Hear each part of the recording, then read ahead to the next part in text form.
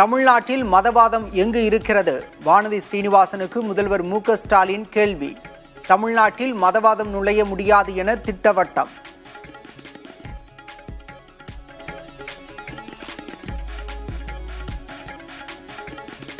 பாதுகாப்புத்துறை அமைச்சர் ராஜ்நாத் சிங் பிரதமர் மோடியை சந்தித்து ஆலோசனை. பகல்காம் தீவிரவாத தாக்குதல் தொடர்பாக விவாதிக்கப்பட்டதாக தகவல்.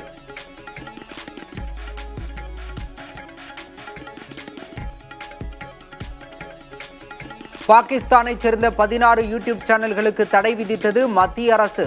இந்தியாவுக்கு எதிராக பொய்யான தவறான தகவல்களை வெளியிடுவதாக நடவடிக்கை.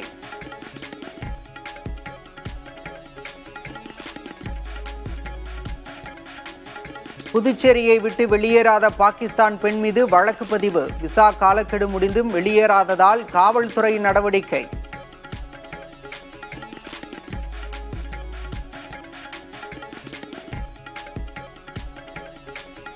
பொதுமக்களிடம் பணத்தை பெற்று ஏமாற்றும் நிதி நிறுவனங்கள் மீது கடும் நடவடிக்கை எடுக்கப்பட்டுள்ளது. பேரவையில் முதல்வர் மு.க.ஸ்டாலின் விளக்கம்.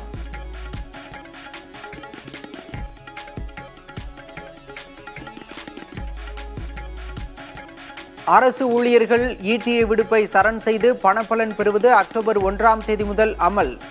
அரசு அலுவலர்கள் மற்றும் ஓய்வூதியதாரர்களுக்கு 9 புதிய அறிவிப்புகளை வெளியிட்டார் முதல்வர் மு.க.ஸ்டாலின். அரசு அலுவலர்கள் மற்றும் ஆசிரியர்களுடைய கோரிக்கையை பரிசீலித்து ஈட்டி விடுப்பு நாட்களை 15 நாட்கள் வரை 1/10/2025 முதல் சரண் செய்து பணப்பயன் பெறலாம் என்பதை இந்த அவையில் மகிழ்ச்சியோடு தெரிவித்துக் கொள்கிறேன்.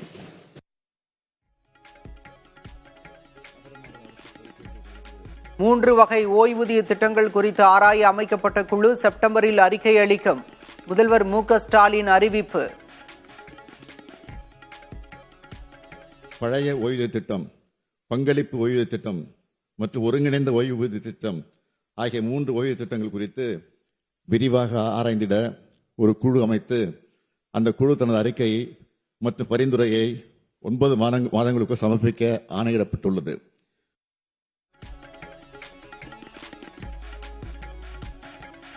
அரசு பணியாளர்கள் மற்றும் ஆசிரியர்களுக்கு பண்டிகை கால முன்பணம் 20,000 ரூபாயாக உயர்வு.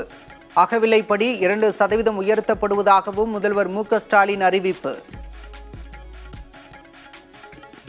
1/1/2025 முதல் 2 விழுக்காடு அகவிலைப்படியினை ஒன்றிய அரசு அலுவலர்களுக்கு உயர்த்தி வழங்கிட அறிவிக்கப்பட்டதன் அடிப்படையில் மாநில அரசு பணியாளர்களுக்கும் 1/1/2025 முதல் அகவிலைப்படி 2 விழுக்காடு உயர்த்தி வழங்கப்படும் என்பதை மகிழ்ச்சியோடு தெரிவித்துக் கொள்கிறேன்.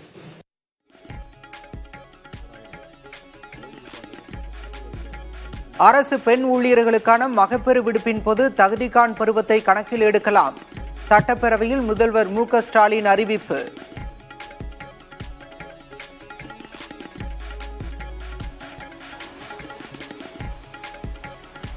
கடலூர், மயிலாடுதுறை உள்ளிட்ட 10 மாவட்டங்களில் பிற்பகல் 3 மணி வரை மழைக்கு வாய்ப்பு. செங்கல்பட்டு, காஞ்சிபுரம் மாவட்டங்களிலும் மழை பெய்யக்கூடும் என வானிலை ஆய்வு மையம் தகவல்.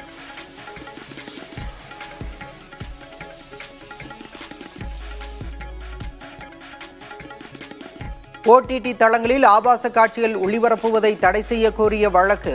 மத்திய அரசு மற்றும் சம்பந்தப்பட்ட நிறுவனங்கள் பதிலளிக்க உச்சநீதிமன்றம் உத்தரவு.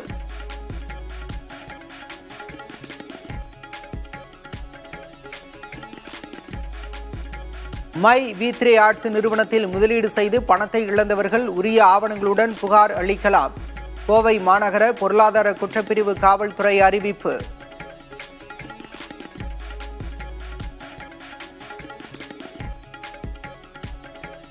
சேலம் பெரியார் பல்கலைக்கழக முறைகேடு புகார் குறித்து விசாரணையை தொடங்கியது லஞ்ச ஒழிப்புத்துறை.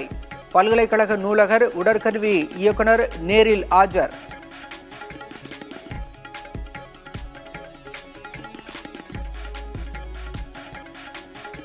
தமிழ்நாட்டையே உலுக்கிய கண்ணகி முருகேசன் ஆணவ கொலை வழக்கு. குற்றம் சாட்டப்பட்டவர்களுக்கு ஆயுள் தண்டனையை உறுதி செய்தது உச்சநீதிமன்றம்.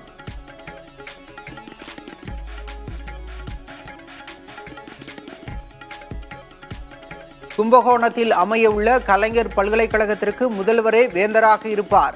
சட்டப்பேரவையில் மசோதாவை தாக்கல் செய்தார் அமைச்சர் கோவி செழியன்.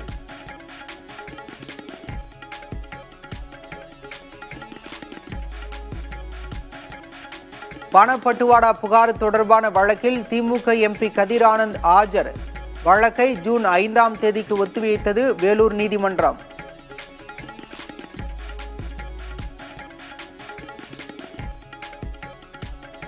கனியாமூர் கலவர வழக்கு விசாரணை கள்ளக்குறிச்சி நீதிமன்றத்தில் நடைபெறுகிறது. வழக்கு சம்பந்தமாக 81 பேர் நேரில் ஆஜர்.